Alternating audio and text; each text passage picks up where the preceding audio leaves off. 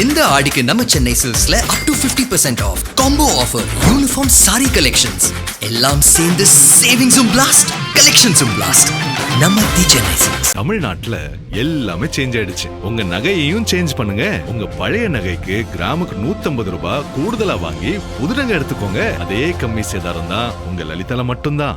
நாங்கள் SIPCOT revival mission அப்படின்னு சொல்லி ஒவ்வொரு மாவட்டத்திலையும் சிப்காட்டை ஆய்வு பண்ணிகிட்ருக்கோம். அதே மாதிரி பெருந்துறையில் 26/5/2026 அன்று மாண்புமிகு சட்டமன்ற உறுப்பினர் அவர்களும் நானும் சேர்ந்து அங்கே ஒரு ஆய்வு நடத்தினோம். அவர் சொன்ன மாதிரியான எந்த விதமான பெரிய மாற்றங்கள் எதுவும் நான் பார்க்கவே இல்லை. ஏன் அப்படின்னா சொல்லிடுறேன் பேசி முடிச்சிடறேன். அதுக்கப்புறம் தொழில் பூங்கா 1097.86 ஏக்கரில் ஆரம்பிச்சிருக்காங்க. பல வருடங்கள் ஆயிருக்கு. அங்கே 4 கம்பெனி மட்டும்தான் இன்னைக்கு வர நடத்திட்டு இருக்காங்க. அதில் 32 தொழிற்சாலைகள் அமைப்பதற்கான மனைகள் இப்போ ஒதுக்கீடு செய்யப்பட்டிருக்கு.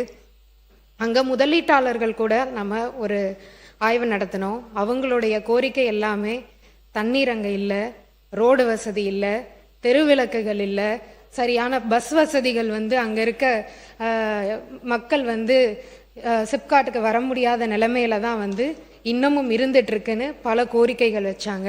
அதுக்கேற்ற மாதிரி ஆய்வு நடத்தின உடனேயே நீர் வழங்குறதுக்காக 1/6/2026 காவிரி நீர் வழங்கல் திட்டத்தின் மூலமாக நம்ம சோதனை ஓட்டம் செஞ்சு அதில் கண்டறியப்பட்ட குறைகள்லாம் திருத்தி 7/6/2026 நிலம் ஒதுக்கீடு செய்யப்பட்ட அனைவருக்கும் நீர் வழங்கியிருக்கும். இதில் 2வது முறையாக டிஎன்பிஎல் மூலமாக நீர் வழங்குதல் திட்டமும் செயல்படுத்தப்பட்டிருக்கு. இதில் சாலை வசதி அங்கே இருக்க 2 முதலீட்டாளர்கள் கேட்டிருந்தாங்க.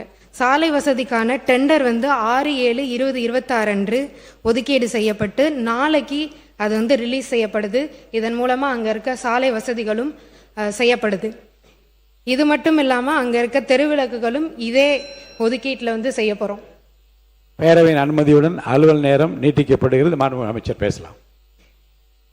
இதை தவிர அங்கே இருக்க ஒரு பெப்சிகோ நிறுவனம் பல ஆண்டுகளாக டிடிசிபி அனுமதி இல்லாமல் இருந்துட்டு இருந்துச்சு. அவங்களுக்கு உடனடியாக நம்ம இன்னைக்கு பண்ணி கொடுத்துருக்கோம்.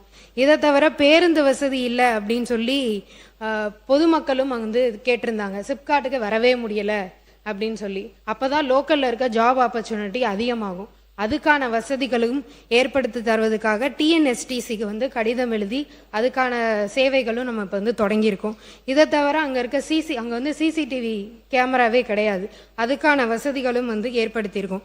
இதை விட என்ன இதுன்னு பார்த்தீங்கன்னா அங்கே துணை மின் நிலையமே கிடையாது. எலக்ட்ரிசிட்டி அங்கே இருக்க தொழில் முதலீட்டாளர்கள் கேட்குறது எல்லாமே துணை மின் நிலையம். அதாவது எலக்ட்ரிசிட்டி இல்லாமல் எப்படி ஒரு தொழில் நம்ம ஆரம்பிக்க முடியும்? அதுக்காக தொழிற்சாலைகள் எதிர்கால மின் தேவையை கருதி 110 கிலோவாட் துணை மின் நிலையம் அமைப்பதற்கு தேவையான நிலம் அடையாளம் கணக்கெடுக்கப்பட்டு இப்போ அதுக்கான தானப்பத்திரமும் நம்ம பதிவு செய்யப்பட்டிருக்கு. இத்தனை குறைகளும் இருக்கிற ஒரு சிப்காட் அது.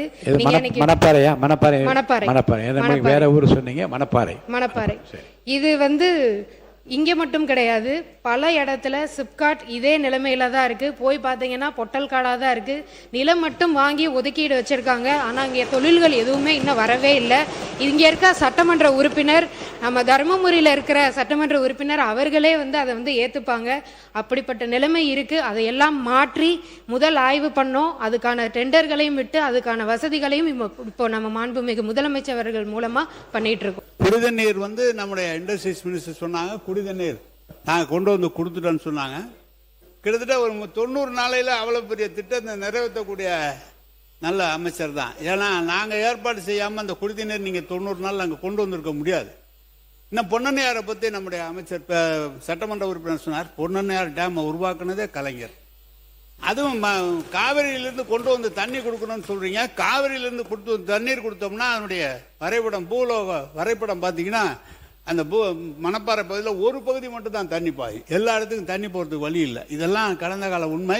நீங்க 90 நாளைக்குள்ள எல்லா வசதியும் செஞ்சு கொடுத்தா ரொம்ப சந்தோஷம் தான், மகிழ்ச்சி. மாண்பு அமைச்சர் பேசுறீங்களா? மாண்புமிகு அமைச்சர். மாண்பு பேரவைத் தலைவர் அவர்களே, இதற்காக தான் நான் மறுபடியும் சொன்னேன், டிஎன்பிஎல்ல இருந்து இரண்டாவது முறையாக அந்த இரண்டாவது கட்ட நிலையாக நீர்நிலை அது மூலயமாவும் தரப்போறோம் அப்படின்னு நான் சொல்லியிருந்தேன். நக்கீரன் டிவிக்கு சப்ஸ்கிரைப் செய்யுங்கள். உங்கள் ஆதரவே எங்கள் பலம். ஆசிரியர்களுக்கு நண்பனாகவும் மாணவர்களுக்கு ஆசானாகவும் திகழும் தேர்வு வழிகாட்டி. ஒவ்வொரு பாடத்திற்கும் அனுபவமிக்க ஆசிரியர்களின் துல்லியமான தெளிவான விடைகள். CNC இருக்கு, தேர்வு பயம் எதற்கு? இது தீரன் பப்ளிஷிங் ஹவுஸ் விற்பனை வெளியீடு.